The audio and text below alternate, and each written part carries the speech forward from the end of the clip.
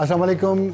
Programme में खुश आमदीद। और सबसे पहले आज की आम खबर कि पाकिस्तान के डिफ़ॉल्ट रिस्क में कमी हो गई है। ये खबर दी है खुर्रम शहजाद साहब ने, जो एडवाइज़र टू फाइनेंस मिनिस्टर हैं पाकिस्तान के फाइनेंस मिनिस्टर के। उन्होंने एक ट्वीट किया है और उस ट्वीट में उन्होंने ये दावा किया है ब्लूमबर्ग को कोट करते हुए कि ब्लूमबर्ग जो दुनिया की एक बहुत बड़ी फाइनेंशियल न्यूज़ एजेंसी है, उसके मुताबिक पाकिस्तान ने दुनिया में सबसे जो शार्पेस्ट ड्रॉप है वो पाकिस्तान ने शो किया है, जिसमें उनका जो डिफ़ॉल्ट करने का रिस्क है वो मिनिमम हो गया है, बहुत कम हो गया है।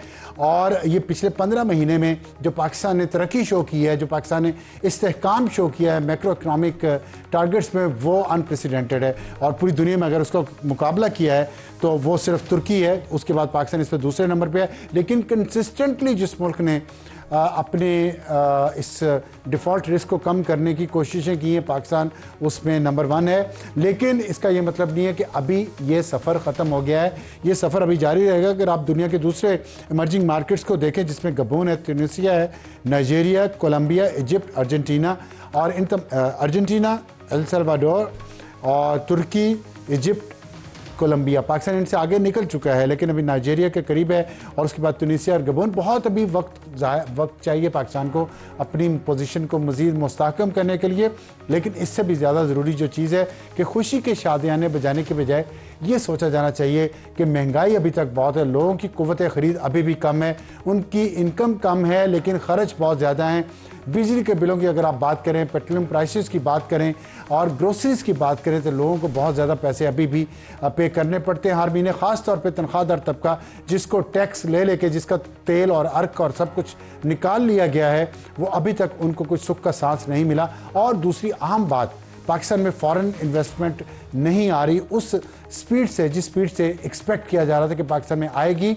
बहुत कम आई है। लेकिन पाकिस्तान में फॉरेन इन्वेस्टमेंट जब तक नहीं आएगी, पाकिस्तान की जीडीपी ग्रोथ और पाकिस्तान की एक्सपोर्ट्स नहीं बढ़ सकेंगी। ख़ास तौर पे इसलिए ज़रूरी है कि आज ही जो खबर आई है शहबाज राना की, उस पर कहा गया है कि पाकिस्तान ने जो $11 बिलियन की एक्सपोर्ट्स पिछले साल और उससे पिछले साल जो की है, उसका डेटा IMF को सही तरीके से नहीं दिया, उसमें शायद कोई गड़बड़ है और वो $11 बिलियन की इम्पोर्ट्स वो ज़ाहिर नहीं की गई।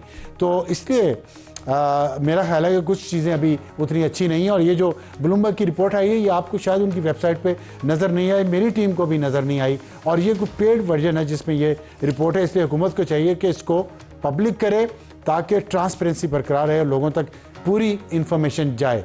ये थी आज की अहम खबर। और लोगों के लिए भी इसमें अहम खबर नहीं है, लोगों के लिए रिलीफ नहीं है, इकॉनमी के लिए है। और टॉप स्टोरी हमारी आज के प्रोग्राम का तारुफ करवा दूँ। टॉप स्टोरी, ग्रैंड अलायंस और PTI के अंदरूनी इख्लाफात। क्या किसी ग्रैंड अलायंस की कोशिशें हो रही हैं जिसमें PTI भी हो, JUI भी हो, ANP भी हो और महमूद अचकज़ई साहब की जमात भी हो, और ये तमाम इकट्ठे होके फिर इसके बाद पीपल्स पार्टी को भी अपने साथ लेके आएँ और एक नई खिचड़ी पके? इस पर हम बात करेंगे। हमें ज्वाइन किया अली मोहम्मद खान साहब ने, जो रुकन कौमी असम्बली हैं पाकिस्तान तहरीक। उनसे जो सवाल सबसे अहम होगा वो ये होगा कि PTI के जो अंदरूनी इख्तलाफात हैं और एक दूसरे के साथ जो ग्रुप्स लड़ रहे हैं, उसकी मौजूदगी में क्या वो इस ग्रैंड अलायंस का हिस्सा बन पाएंगे और पाकिस्तान को एक नए सियासी चैलेंज की तरफ लेके जाएंगे। और हमारा आज का हॉट इशू, नई पाक भारत जंग का तिबल बज गया, ये बजने वाला है। जो हम खबरें देख रहे हैं अक्रॉस द बॉर्डर जो आ रही हैं इंडिया से, वहाँ से जो धमकियाँ आ रही हैं पाकिस्तान की तरफ से, उन धमकियों को जो जवाब मिला है कल ISPR की तरफ से और आज वज़ीर दिफा की तरफ से, उसकी रोशनी में हम बात करेंगे air marshal retired Arshad Malik साहब से। दिफाई तजिया निगार हैं कि क्या अगली पाक भारत जंग मुमकिन है। और जो हम सिचुएशन इस वक्त देख रहे हैं, जो मैंने ग्रैंड अलायंस की बात की है, जो बलूचिस्तान में जो दहशत गर्दी हो रही है, TTP खैबर पख्तूनख्वा में जो दहशत गर्दी कर रही है, इसकी मौजूदगी में पाकिस्तान को क्या करना चाहिए। और हमारा आज का एडिटोरियल होगा हमास इसराइल सालसी उम्मीद कितनी है। कल मंडे को, पीर को काहिरा में मिस्र का दारुल खिलाफा, वहाँ पे मुज़ाकरात हो रहे हैं जिसको होस्ट कर रहा है मिस्र, और उसमें अमेरिका और कतर भी शामिल हैं। हमास और इसराइल के दरमियान इनडायरेक्ट सालसी की कोशिश हो रही है। देखेंगे अपने एडिटोरियल में कितनी उम्मीद है और कितनी नाउम्मीदी। तो सबसे पहले हमारी आज की अली मोहम्मद खान साहब, अस्सलाम वालेकुम। जी वालेकुम सलाम अफसार साहब। आपने इंट्रो शायद सुना हो, उम्मीद है कि आपने सुना होगा। मुझे ये बताइएगा कि एक कुछ बातें चल रही हैं कि ग्रैंड अलायंस बनने की कोशिश हो रही है اور اس میں ظاہر ہے ANP بھی ناراض ہو گئی ہے وفاقی حکومت سے. آپ تو شروع سے ہی اپوزیشن میں ہیں. JUI بھی ناراض دکھ رہی ہے, اور جماعت اسلامی بھی, اور اس کے ساتھ ساتھ محمود اچکزئی صاحب کی بلوچستان سے ریپرزنٹیشن ہے.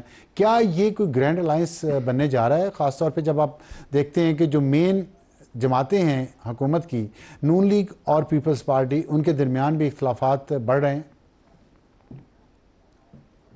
بہت شکریہ. بسم اللہ الرحمن الرحیم. اللہم صلی علی محمد وعلی آل محمد. سب سے پہلے تو آج 5 اکتوبر ہے, اور میں جتنے بھی عمران خان صاحب اور تحریک انصاف کے چاہنے والے ہیں, ہمارے ووٹر سپورٹر, سب کو عمران خان صاحب کی سالگرہ مبارک. اس افسوس کے ساتھ کہ تیسری سالگرہ ہے اتنے بڑے لیڈر کی جیل میں, لیکن ملک و قوم کے لیے امتحانات آتے ہیں. خان صاحب بھی ملک و قوم کے لیے ایک سٹینڈ لیے بیٹھے ہیں وہاں پہ. جہاں تک الائنس کا تعلق ہے ابصار عالم صاحب, دیکھیں بہت سی چیزیں ہماری ایسی ہیں کہ قدر مشترک نہیں ہیں, لیکن ایک چیز پہ اکٹھا ہوا جا سکتا ہے, اور وہ یہ ہے کہ اس ملک میں آئین کی سپریمیسی ہو, جمہوریت مضبوط ہو. اپنے اپنے وقت پہ سب نے اس پہ بات کی ضرور ہے. رجیم چینج میں فضل الرحمان صاحب اور ANP جمعیت اور ANP اور بہت سی اور جماعتیں بھی ایسی تھیں جنہوں نے مل کے ہماری حکومت اس وقت گرائی.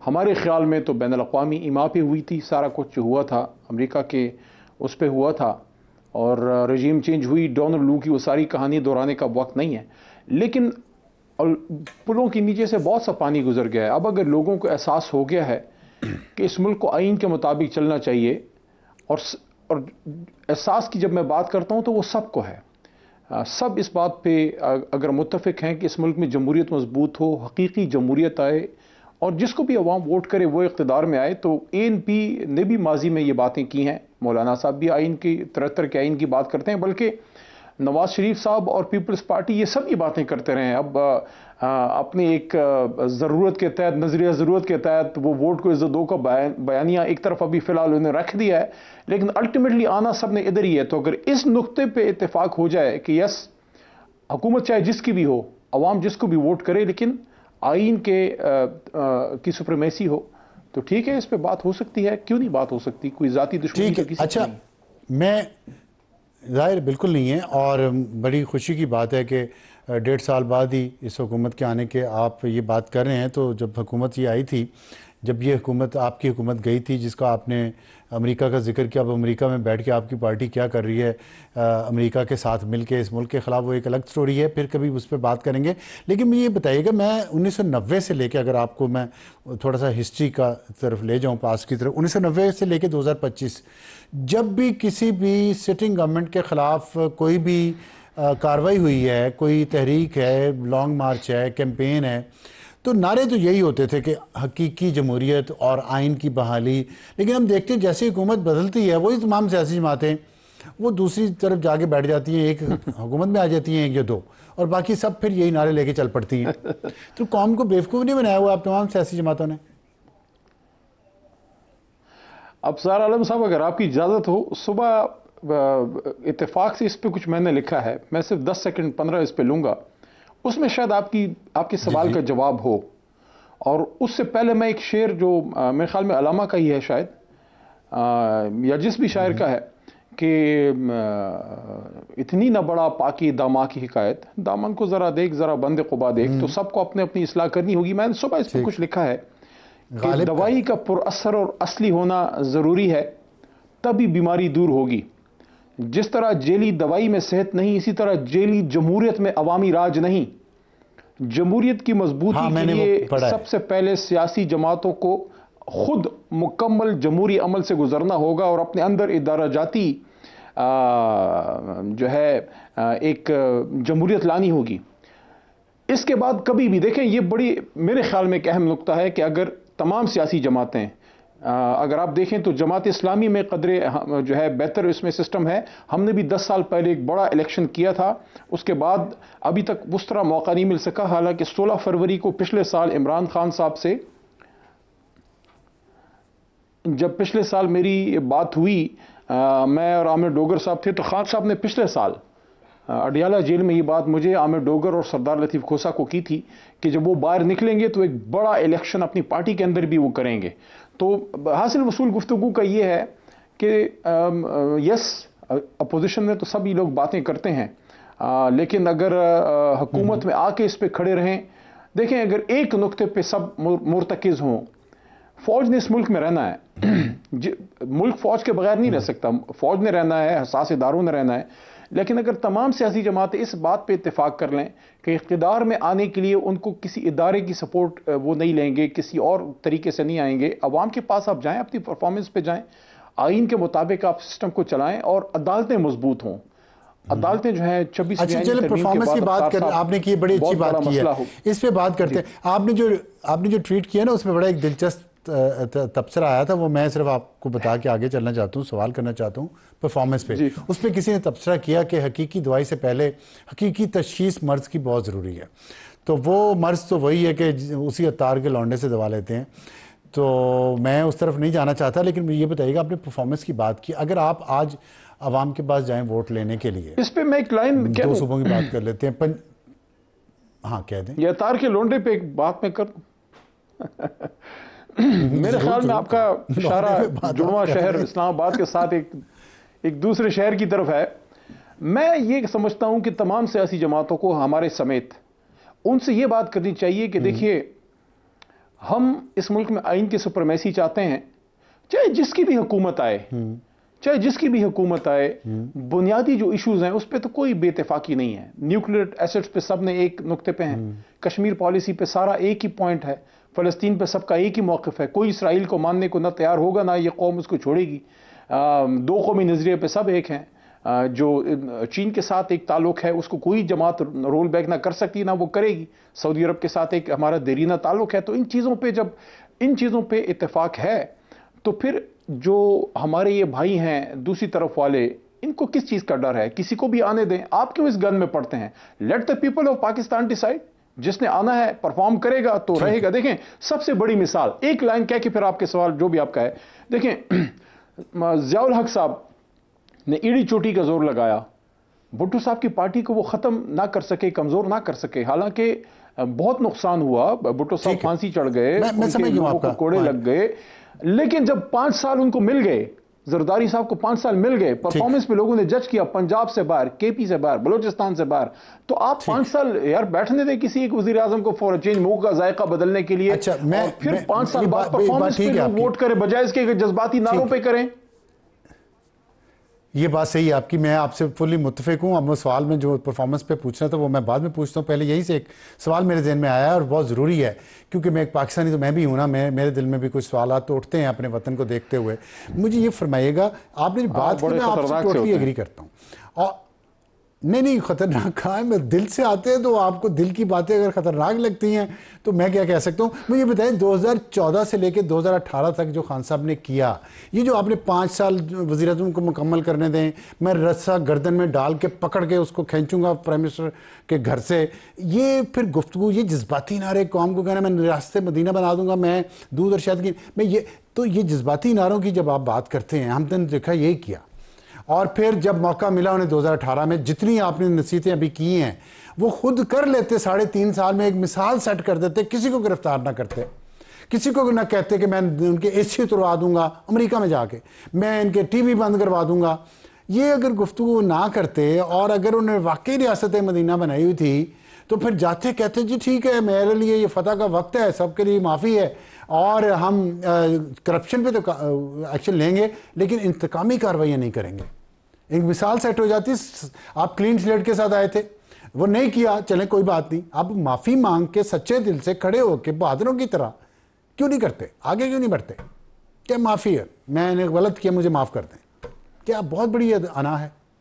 یہ سوال ہے آپ سے. ابصار عالم صاحب، اٹس اے $1 ملین کوسچن.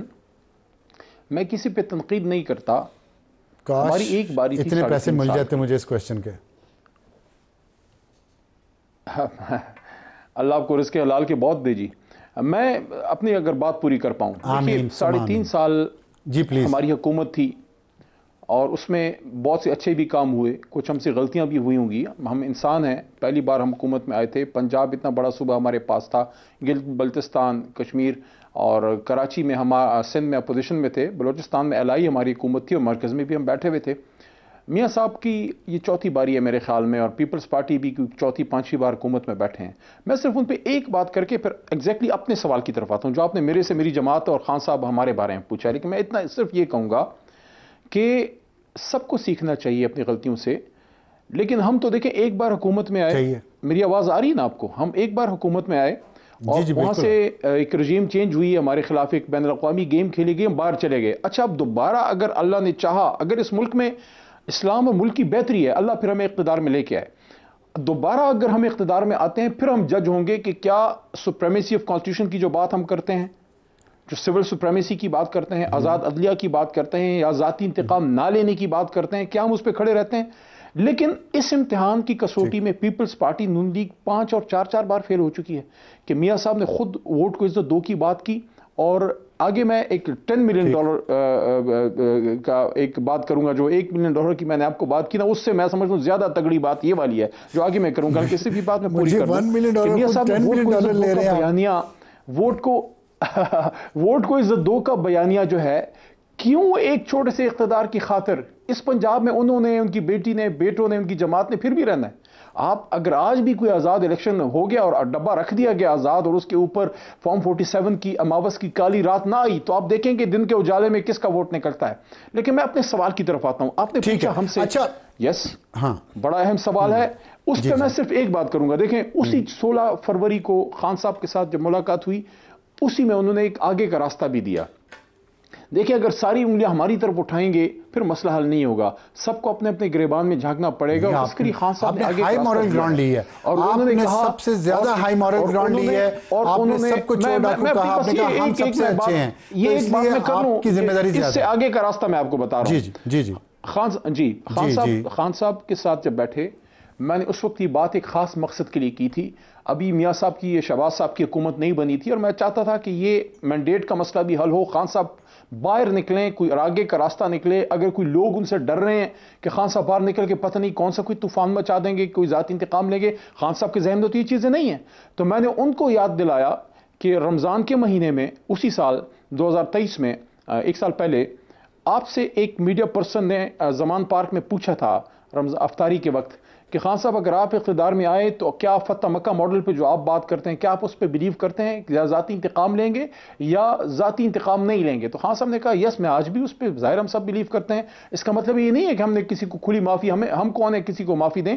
مقصد یہ ہے کہ جس پہ اگر کوئی الزام ہے عدالت میں اپنی صفائی دے, ذاتی ہم کسی کو پرسیکیوٹ نہیں کریں گے. اور پھر خان صاحب نے خود سے ایک بات کی جو میں کہتا ہوں اس پہ اگر کام ہو جائے, انہوں نے کہا کہ دیکھو ویسٹ نے ہمارے نبی پاک صلی اللہ علیہ وسلم کی چیزوں کو لے کے آگے چلے گئے, اور انہوں نے ٹروتھ اینڈ ریکنسیلیشن کمیشن کی نیلسن منڈیلا صاحب کی بات کی کہ دیکھو اس کو لے کے اپنے ملک کو کدھر لے گئے. تو یس, اگر کوئی اس طرح کا کوئی کمیشن بنتا ہے جس میں سب آ کے اپنی چیزیں وہ درست کریں, اپنی غلطیوں کا اقرار کریں, تو خان صاحب نے تو خود ٹروتھ اینڈ ریکنسیلیشن, میں وہ بات ہی نہیں کر رہا, وہ ایک الگ چیز ہے, وہ ایک الگ چیز ہے. میرا مطلب تھا کہ انہوں نے جو اپنی دور حکومت میں جو غلطیاں کی ہیں, انہوں نے نہیں دیکھیں, ان کی ہائی مورل گراؤنڈ بہت ہے نا, وہ تو پرفیکٹ ہے تقریباً. تو انہوں نے کوئی غلطیاں کی ہیں تو اس کی تو انہیں چاہیے نا کہ بڑا دل کرے, معافی مانگے, کہہ دیں. نیلسن منڈیلا کی آپ بات کریں, نیلسن منڈیلا نے تو کوئی غلطیاں نہیں کی تھیں, خان صاحب نے تو بہت کی ہیں, تو کیوں نہیں معافی مانگتے؟ میں ان کے دور حکومت کی بات کر رہا ہوں, آپ یہ نہ سمجھیں کہ میں 9 مئی کی بات کر رہا ہوں. اگر عملی بات کریں, خان صاحب کے خلاف یہ ساری سیاسی کیسز ہیں, اگر یہ ختم ہوں, خان صاحب باہر آئیں, ایک گرینڈ نیشنل ڈائیلاگ ہو, تمام سیاسی قوتیں بیٹھیں اور وہ اقرار کریں کہ ہم اس ملک کو آگے چلانا کیسے ہے. کے ساتھ وہ بیٹھنا نہیں چاہتے. اچھا چلیں, ہم اس پہ بحث ہم کرتے رہیں گے, ٹائم ختم ہو جائے گا. ایک آپ نے بات کی, اس میں سے ایک سوال اور پوچھنا چاہتا ہوں, پھر میں پرفارمنس پہ آنا چاہتا ہوں. یہ بتائیے گا, آپ نے کہا کہ اگر اللہ نے چاہا کہ اس ملک کا اور اس امہ کی بہتری ہے تو ہم اقتدار میں آئیں گے, تو کیا اس کا مطلب یہ ہے کہ اگر آپ اقتدار میں نہ آئے تو اس کا مطلب یہ ہوگا کہ اللہ میاں نہیں چاہتے کہ آپ اور آپ کی پارٹی کے ذریعے امہ اور وطن کا کچھ بہتری ہو سکتی ہے؟ یہ تو قیاس رہی ہیں، وہ کیا کہتے ہیں ہائپوتھیٹیکل سی آپ نے بھی کی ہے نا، میں نے لیکن ظاہر ہے انسان یہی کہتا ہے کہ اللہ بات کی ہے نا، آپ نے اللہ کو لے کے آئے بیچ میں، آپ نے کہا کہ اگر یہ ایسے ہوگا تو اللہ یہ چاہتا ہوگا، آپ نے کہا اللہ یہ چاہتا ہوگا کہ ہم قوم اور امت کی بہتری کریں گے، تو اگر آپ نہیں آتے تو کیا سمجھا جائے کہ اللہ یہ چاہتا ہے کہ آپ نے جتنی قوم اور وطن کی بہتری کر لی کافی ہے اور نہ کریں؟ کیا ہم یہ سمجھیں پھر حق پہ جانا ہوں گے کہ اللہ یہ چاہتا ہے؟ ابصار صاحب آپ بال کو بڑا آج سوئنگ دے رہے ہیں، میں اس پہ اتنا کہوں گا کہ ضروری نہیں ہے کہ اقتدار میں آنا اس لیول کی نہیں، میں آپ کو عرض کرتا ہوں، ضروری نہیں ہے کہ اقتدار کی کرسی پہ بیٹھنا اللہ کا انعام ہو، کبھی کبھی امتحان بھی ہوتا ہے، کبھی کبھی ایسے بھی ہوتا ہے کہ قوم کے اوپر کسی ایسے حاکم کو بٹھا دیا جائے جو ان پہ ظلم کرتا ہے، اس کا مطلب یہ نہیں ہوتا کہ اس اقتدار پہ شخص بیٹھا ہے اس کو اللہ کی طرف سے کوئی انعام ہے۔ تو یہ تو وقت ثابت کرے گا کہ کس کی آنے میں جو ہے بہتری تھی، لیکن آپ عمومی بات کرتے ہیں کہ اللہ اگر ہمارے آنے میں بہتری ہے تو پھر ہمیں پاس کر دے، ہمیں لے آ۔ میں تو ہمیشہ اپنے الیکشن میں یہ بات کرتا ہوں، اور خان صاحب بھی ہمیشہ اللہ بھی چھوڑ دینا، اللہ اگر بہتری چاہتا ہوگا تو آ جائیں گے، نہیں چاہتا اگر نہیں اللہ چاہتا کہ ایسے بہتری ہے تو پھر ایسے رہے گا۔ آخر میں تو محنت کرنی ہوگی نا، خود بھی کوشش کرنی ہوگی۔ دیکھیں یہ جو ہمارا مینڈیٹ چرا کے بیٹھے ہوئے ہیں، یہ جو خان صاحب کو 2.5 سال سے اندر انہوں نے ڈالا ہوا ہے، تو یہ تو اس کو تو آپ یہ نہیں کہہ سکتے کہ اللہ کی منشا مرضی ہے بس اس کو برداشت کرو، نہیں، آپ ظلم کے خلاف بات کرتے ہیں، ظلم کے خلاف آپ کھڑے ہوتے ہیں، جدوجہد کرتے ہیں، باقی نتیجہ اللہ کے ہاتھ میں ہے، کوشش انسان نے کرنی ہے، اللہ کے ہاتھ میں ہے۔ اچھا پرفارمنس پہ ذرا ایک چھوٹا سا سوال ہے، چھوٹا سا جواب دیجیے گا کہ آپ نے کہا کہ پرفارمنس کی بنیاد پہ ووٹ لینے چاہیے، اگر آپ کو آج الیکشن میں جانا پڑے پنجاب میں اور خیبر پختونخوا میں، وہاں 3.5 سال عثمان بزدار کی حکومت رہی ہے اور خیبر پختونخوا میں 13 سال ہو گئے ہیں آپ کی حکومت کو، آپ کیا چیزیں گنوائیں گے لوگوں کو کہ یہ ہماری پرفارمنس ہے، یہ کام ہم نے کیے ہیں آپ کی بہتری کے لیے؟ کوئی پروجیکٹس مجھے بتائیں خیبر پختونخوا کے اچھے والے اور پنجاب کے، جس کی بنیاد پہ آپ پرفارمنس کی بنیاد پہ ووٹ لیں۔ نیریٹو کی بات نہ کیجیے گا اور نعروں کی بات نہ کیجیے گا، کیونکہ آپ نے کہا پرفارمنس پہ لوگوں سے ووٹ لینے چاہیے۔ ابصار صاحب پرفارمنس پہ ووٹ کا سسٹم تب آئے گا جب اس ملک میں ایک جمہوریت آئے گی، ایک سیاسی استحکام ہوگا۔ اس وقت دیکھیں جو پنجاب میں حکومت بیٹھی ہے ان کے پاس مینڈیٹ ہی نہیں ہے، ان کی وزیر اعلیٰ خود ہاری بیٹھی ہے، اپنی سیٹ وہ ہاری بیٹھی ہیں، مان لیا۔ اگر میں کہہ رہا ہوں اگر آپ آج جاتے ہیں تو آپ کے پاس کیا ہے، وہ اگر کوئی شخص ہے جس کے پاس جیلی ڈگری ہے، چاہے وہ جتنا بھی اچھا کام کرے اس کو اس کی ویراسٹی نہیں مل سکتی۔ دیکھیں ایک شخص ہے جو ایک عطائی بیٹھا ہوا ہے، اس کے پاس ڈگری ہی نہیں ہے، لوگوں کو علاج کر رہا ہے، اس کا مطلب یہ نہیں ہے آپ ڈاکٹر کہہ دیں، سب مان لیا۔ دیکھیں میں کہہ رہا ہوں اگر آپ آئیں، اگر آپ جائیں لوگوں کے پاس تو آپ پھر وہ یہ باتیں کریں گے، اس ملک میں اگر حقیقی جمہوریت آتی ہے 5 سال لوگ پورے کرتے ہیں، اس کے بعد اگر آپ میرے سے پوچھیں کہ تحریک انصاف اگر اگلے الیکشن میں جاتی ہے، آپ نے خود کہا یہ سب نعرے ہیں، آپ نے خود فرمایا یہ سب نعرے ہیں، پرفارمنس پہ بات ہونی چاہیے، آپ نے خود فرمایا حقیقی جمہوریت اور آئین یہ سب نعرے ہیں، میں عرض کرتا ہوں نا آپ کو پرفارمنس پہ بات ہونی چاہیے، پرفارمنس بتائیں۔ جی دیکھیں جی آج بھی حالانکہ خان صاحب کو جیل میں ڈالا ہوا ہے، ہماری حکومت نہیں پوری ہونے دی، ہمارے منصوبے نہیں پورے ہونے دیے، ہمیں کام کرنے کا اس طرح سے وقت ہی نہیں مل سکا۔ خیبر پختونخوا کو اگر آج آپ دیکھ لیں اس کو 100 قسم کے چیلنجز ہیں، اس طرح کا ماحول ہی اب نہیں رہا، لیکن اس کے باوجود اگر اگلے الیکشن میں ہم جائیں تو 3-4 نکات ہم ضرور رکھیں گے۔ وہاں اتنی کرپشن ہو رہی ہے، اتنی کرپشن ہو رہی ہے اور اتنے الزامات کہ سب اور اس کے ساتھ امن و امان کہ ہمارے دور میں ایک ڈرون اٹیک نہیں ہوا تھا جب عمران سر میں بات کر لوں نا، ہمارے دور میں جب عمران خان صاحب وزیر اعظم تھے ایک ڈرون اٹیک نہیں ہوا تھا، امن و امان تھا، کسی کا خون نہیں بہ رہا تھا، کوئی قتل مقاتلہ نہیں چل رہا تھا۔ سب سے امپورٹنٹ چیز یہ دیکھیں، ہم اگر کسی چیز پہ عوام کے پاس جائیں گے وہ ہے رول آف لا۔ ہم چاہتے ہیں اس ملک میں آئین و قانون کی حکمرانی ہو، لیکن وہ کیسے ہو، ہم وہ چیزیں سامنے لے کے آئیں گے جب ہمارے لیڈر کو انہوں نے 2.5 سال سے اندر رکھا ہوا ہے اور ہماری حکومت کو بین الاقوامی سازش سے فارغ کیا گیا ہے۔ اس لیے تو میں کہتا ہوں کہ ایک حقیقی جمہوریت آئے، سب لوگ عوام کے ووٹس ہیں، اس کے بعد 5 سال کے بعد پرفارمنس کا پتہ لگے گا۔ پنجاب میں تو اس کو بالکل جیلی حکومت بیٹھی، ان کے پاس تو مینڈیٹ ہی کوئی نہیں ہے۔ ٹھیک، بہت شکریہ علی محمد خان صاحب ہم سے بات کرنے کا۔ یہ بات ہے آج لوگوں کے لیے، یہ بات ہے کہ ریٹورک پہ نہ جائیں، پرفارمنس پہ جائیں، جو علی محمد خان صاحب نے کہا ہے، اور بے شک سیاسی جماعتیں پرفارمنس اپنی پہ بات نہ کریں، آپ ضرور بات کریں، ان سے پوچھیں۔ وقت تو ایک بریک کا، بریک کے بعد آئیں گے تو ہاٹ ایشو نئی پاک بھارت جنگ کا طبی۔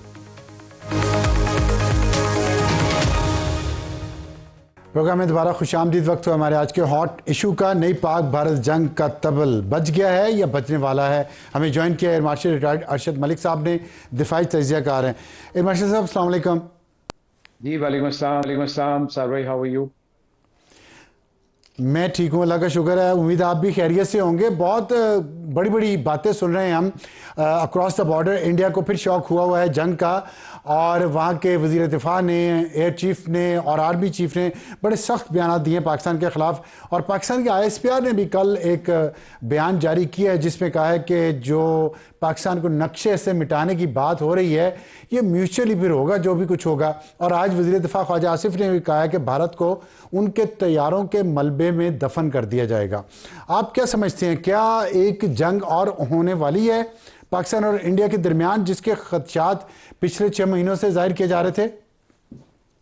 صاحب بھائی، سب سے پہلے تو یہ ہے کہ یہ ان کی عقل پہ ماتم کرنے کو دل چاہ رہا ہے.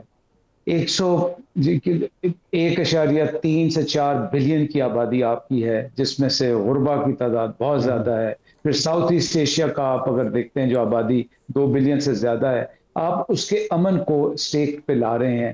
پھر آپ یہ دیکھیں کہ آپ دونوں ملکوں کے پاس کم سے کم 150 کے قریب وار ہیڈز ہیں.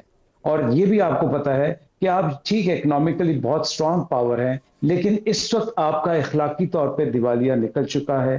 آپ جو سیکولر اسٹیٹ تھی اس کا بخیہ آپ ادھیڑ چکے ہیں. آپ کو سفارتی محاذوں پہ شکست ہو چکی ہے. آپ کو اگر آپ اکنامک جو آپ کی مائنڈ سیٹ تھا اس کا بھی امریکہ نے بخیے ادھیڑ دیے ہیں. اور سیاسی طور پہ، داخلی طور پہ آپ کا برا حال ہے. اور آپ RSS اور ہندواتہ سوچ کا 100 سالہ جشن منا رہے ہیں. تو اس کے وقت آپ کو کچھ ایسی چیزیں چاہیے تھی جو کہ لوگوں کو پراگندہ کرنے کے لیے، ڈسٹریکٹ کرنے کے لیے. تو میرے خیال میں یہ ظاہر ہے کہ ہم دونوں کی بڑی پرانی دشمنی ہے. اگر وہ بولیں گے تو ہم بھی بولیں گے، جواب تو آئے گا. اور زبانی نہیں. مجھے تو آپ کی بات یاد آتی ہے افسار بھائی، ایک بات آپ کی یاد آتی ہے کہ یار ایک بار اکٹھے ہو کے انہوں نے مکا ہی رہی ہے. I think they are heading towards that side. چلیں، تو اس کا مطلب ہے کہ وہ موقع آنے والا ہے کہ ایک دفعہ اکٹھے ہو گئے ان کے ساتھ ہم کر لیں. لیکن یہاں سیاسی اختلافات ہے، سندھ اور پنجاب کے درمیان ایک نیا محاذ شروع ہوا ہے. کیسے آپ سمجھتے ہیں کہ یہ ایک دفعہ ہم مل کے یہ کام کر لیں گے اگر خدا نخواستہ ایک اور جنگ شروع ہوئی تو؟ دیکھیں، سب سے پہلے تو ہمیں اسٹیٹسمین کو آگے لانا پڑے گا، اپنی سوچ کو پختہ کرنا پڑے گا. جن حالات کی طرف آپ نے واقعہ کی اشارہ کر رہے ہیں، آپ بلوچستان میں، فاٹا میں اور کشمیر میں، دیکھیں یہ تو خود ساختہ نہیں، ہماری طرف سے نہیں ہے. میں بار بار یہ کہتا ہوں، یہ وہ فلیگ شپ آپریشنز کے شاستانہ ہے کہ جس کو ہندوستان ضرور آگے بڑھائے گا. ہماری سیاسی قیادت کو سوچنا پڑے گا کہ، اور ہمارے معصوم شہریوں کو، ان کو ہمیں انگیج کرنا پڑے گا کہ وہ معصوم اس طرف نہ چل پڑے. لیکن جہاں آپ کی بات ہے سیاسی اختلافات کی، افسار بھائی میں اس پہ بڑا کنونس ہوں کہ جب ملک کی سوچ آتی ہے، جب قوم کی سوچ آتی ہے، تو الحمدللہ ہم پہلے بھی اکٹھے ہو گئے تھے، اب بھی آئندہ بھی اکٹھے ہوں گے، بیکاز اس کے اوپر، قومی سالمیت کے اوپر کوئی کمپرومائز نہیں ہوگا. اچھا، اس میں یہ فرمائیے گا کہ جو انڈیا کی دھمکیاں آئی ہیں اس وقت، اور آرمی چیف نے خاص طور پہ کہا ہے کہ پہلے ہم نے ریسٹرینٹ شو کیا، اب نہیں کریں گے، کوئی بدلہ لینے کی بات کر رہے ہیں. تو پہلے آپ کے خیال میں انڈیا نے کوئی ریسٹرینٹ شو کیا تھا جو اب نہیں کریں گے؟ اور اگر وہ نہیں کریں گے تو پھر وہ کیا کریں گے، اور پاکستان کیا کرے گا پھر؟ دیکھیں، انڈیا نے تو کوئی ایسی سوچ اس میں تھی نہیں ریسٹرین کی. اس نے تو ایک ایکشن کیا، اوفینسو ایکشن لے کے آیا. اس کو دونوں دفعہ، میں تو 2019 کی بھی بات کروں گا، 2025 کی بھی، جو اس کو جواب ملا وہ اس کے خواب و خیال میں بھی نہیں تھا. اب آئندہ وہ کیا کرے گا؟ دیکھیں، اس نے سرکری کا ایسی مسئلہ اٹھا دیا جو کہ کوئی مسئلہ نہیں ہے. وہاں پہ آپ کی ایک چھوٹی سی بیس ہے، نیول بیس ہے، جو کہ بڑے عرصے سے پریزنس ہے، اور وہ ایک ایسا خطہ ہے جس میں سپوزڈلی منرلز ہیں، اور تو کچھ بھی نہیں ہوتا. ہاں، تو یہ ایسے ہی وہ جو فلیگ شپ چیزیں کرنے کی کوشش کر رہا ہے، کرے گا کیا؟ دیکھیں، ایئر فورس الحمدللہ ان کی اس قابل نہیں ہے کہ اگلے کئی سالوں تک کھڑی ہو جائے. الحمدللہ میں آپ کو ایک بات بتانا چاہتا ہوں کہ الحمدللہ میں آپ کو بڑے وثوق سے کہہ رہا ہوں کہ اگلے کئی سالوں تک ان کی نہ مینٹل سوچ ہے. آپ ایسی مینٹل سوچ کا اندازہ لگائیں جو اپنی تقریر میں بھول کے ایک دم اس کو یاد آتا ہے کہ پہلے میں نے ان کے جہاز گراؤنڈ پہ تباہ کیے، پھر اس کو خیال آیا کہ میں نے ان کے جہاز شاید ہوا میں تباہ کیے. تو یہ اگر میرا کمانڈر ایسی باتیں کرے گا تو وہ اپنی فورس کو کیسے لیڈ کرے گا؟ اور کیا کر سکتے اگر ہیں؟ آپ ان کی سوچ کی بات کریں تو جس طرح وہ ڈانس کر رہے ہیں، اب آپ نے شاید ویڈیو کلپ دیکھا ہو، ان کے سٹیپس تو بہت اچھے ڈانس میں مار رہے ہیں. اگر مینٹلی وہ سٹیبل نہ ہو تو اتنے اچھے سٹیپس راسپوٹین پہ وہ کیسے مار سکتے ہیں؟ وہ صرف ایک خاص ملک صاحب مخصوص طبقے کے ساتھ ہی کر سکتے ہیں. جہاں جوانوں کی بات آتی ہے وہاں پہ شاید وہ یہ نہ کر سکیں. لیکن ابصار بھائی ایک بات یہ ہے، میں ایک بات یہ بتانا چاہ رہا ہوں کہ پچھلی دفعہ تو ہم نے الحمدللہ اللہ کی مہربانی سے پاکستان ایئر فورس نے کام کیا، لیکن اب ان کو تکلیف یہ سمجھ کیوں نہیں آ رہی کہ اب آپ نے میسائل ڈیفنس ایئر کمانڈ بھی بنا دی ہے. اب اس کو بنانے کا ظاہر ہے ہماری کوئی سوچ تو ہوگی. تیسری بات، اگر ایئر فورس اور آرمی کو چھوڑ کے آگے چلتے ہیں تو ان کے پاس 7,000 کلومیٹر کی کوسٹل لائن ہے، جبکہ ہمارے پاس صرف 1,000 کلومیٹر کی ہے. تو ورنبلٹی کو آپ دیکھ لیں. اب آپ نے ایک اور سوچ سنی ہوگی کہ ان کے جو تجارتی لوگ ہیں، جو کاروباری لوگ ہیں، جو سمجھدار تجزیہ نگار ہیں، وہ اس کے خلاف ہیں. اس لیے کہ اگر کوسٹل لائن پہ چلے جائیں تو 200 کلومیٹر کی، 2,000 کلومیٹر کی یا 200 کلومیٹر کی کوسٹل لائن پہ بہت بڑی انڈسٹریل سیٹ اپ ہے. تو دیکھیں جنگیں جب ہوتی ہیں تو پھر ان کی لمٹس کوئی نہیں ڈیفائن کرتا. ہر ملک پاکستان کی طرح نہیں ہوتا جو ریسٹرین کرے. ہم تو بار بار یہ کہہ رہے ہیں کہ بین الاقوامی طاقتیں آئیں، آپ ہماری غیر جانبدارہ انکوائری کرائیں، اور ہماری 3 بہت معصوم خواہشیں ہیں: terrace, Balochistan FATA, Indus water treaty اور کشمیر. اس کے علاوہ تو ہم نے نہ کوئی علاقہ مانگا، نہ قبضہ مانگا، نہ کوئی ایٹمی جنگ کو ہم بات کرتے ہیں. جبکہ ان کی سوچ سرکریک سے شروع ہوتی ہے، پھر کبھی وہ فاٹا چلے جاتے ہیں، کبھی کشمیر چلے جاتے ہیں، کبھی لیہ چلے جاتے ہیں، کبھی لداخ چلے جاتے ہیں.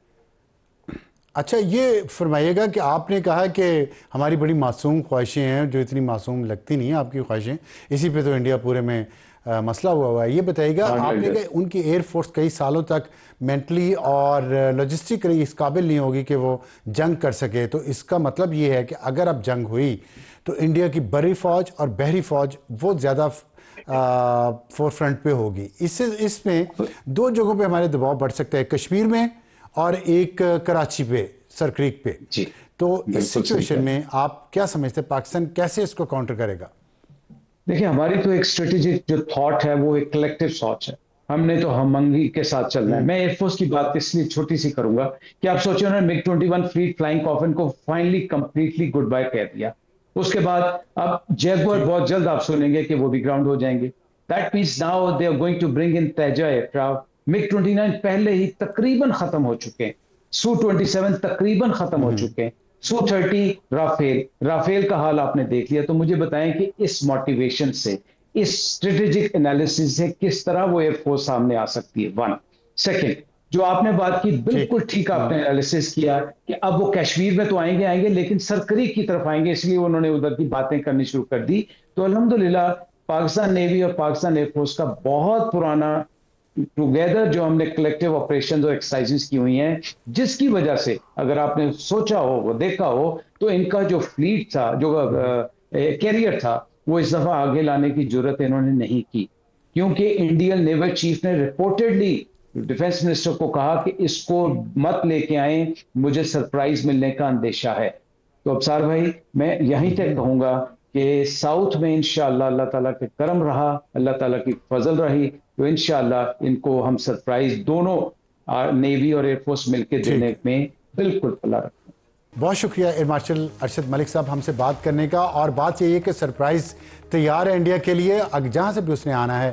آگے یہی لکھا ملے گا ہمارے ہر ٹرک کے پیچھے، آجا میرے بالما تیرا انتظار ہے. ایک چھوٹا سا بریک کے بعد آج کا ایڈیٹوریل. وقت ہوا ہمارے آج کے ایڈیٹوریل کا. حماس اسرائیل ثالثی امید کتنی ہے؟ امید کتنی ہے یہ آپ خود اندازہ لگا لیں کہ کل منڈے کو قاہرہ جو مصر کا دارالخلافہ ہے، وہاں پہ مذاکرات کا اگلا راؤنڈ ہو رہا ہے، جس میں امریکہ، قطر اور مصر ہیلپ کریں گے اسرائیل کی اور حماس کی کسی نتیجے پر پہنچنے کے لیے تاکہ جنگ بندی ہو سکے غزہ میں، جس کی ابھی تک امید پیدا نہیں ہوئی. لیکن ایک امید جو پیدا ہوئی ہے وہ یہ ہے کہ کم از کم دونوں اطراف ان ہاسٹیجز کا ایکسچینج کر لیں گے، جس میں اسرائیل کے کچھ قیدی حماس کے پاس ہیں اور حماس ان کو واپس کرے گا تو اس کے بدلے اسرائیل 250 ان کو جو سزائے عمر قید کی سزا ہوئی ہے ان فلسطینیوں کو 250 وہ اور 1700 دوسرے قیدی ان کو واپس کرے گا. لیکن اس کے باوجود حماس کے پاس 20 اسرائیلی قیدی رہ جائیں گے پھر بھی یرغمالی, جن کو وہ سمجھتے ہیں کہ یہ بہت قیمتی لوگ ہیں اور یہ ان کے پاس آخری پتہ ہے اسرائیل کو ان شرائط پہ منوانے کا جو شرائط اس 20 پوائنٹ سیز فائر ڈیل میں ہیں جو ٹرمپ نے پیش کی ہے, اور جس میں ظاہر بہت اہم ایشوز یہ ہیں کہ کتنی دیر میں اسرائیل ان غزہ کے علاقوں کو خالی کرتا ہے اور حماس اگر ہتھیار ڈالنے پر راضی ہوتا ہے تو کب ہتھیار ڈالنے پہ راضی ہوتا ہے. حماس نے ابھی تک ہتھیار ڈالنے پہ رضامندی کا اظہار نہیں کیا. حماس نے یہ کہا ہے کہ وہ ہینڈ اوور کرے گا ہتھیار اس فورس کو جو فلسطین کے لوگوں پر مشتمل ہوگی اور جو اس ایریا پر حکومت کرے گی, اس کی گارنٹی انٹرنیشنل دی جائے گی. یہ ابھی تک ہے, لیکن پچھلے 2 سال میں جو وہاں پہ جنگ ہوئی ہے اس میں 1300 اسرائیلی ہلاک ہوئے ہیں اور 66,000 فلسطینی جس میں ہزاروں بچے شامل ہیں ان کو اسرائیل نے شہید کیا ہے. سویلنز کی تعداد میں بتا رہا ہوں, اس میں حماس کے چند لوگ بھی ہیں, لیکن 66,000 بہت بڑی تعداد ہے. 1,68,000 فلسطینی زخمی ہو چکے ہیں اور ہزاروں ابھی ملبے کے نیچے دبے ہوئے ہیں. اللہ تعالیٰ کرے کہ ان کے لیے آسانیاں ہوں, وہاں امن آئے, اور امن آنے کے بعد مسلمانوں نے جو کچھ بھی کرنا ہے تیاری کریں اور آپس میں اتحاد و اتفاق کریں, تبھی آگے بڑھ سکتے ہیں. آج کے لیے اتنا ہی. خدا حافظ اینڈ گڈ نائٹ.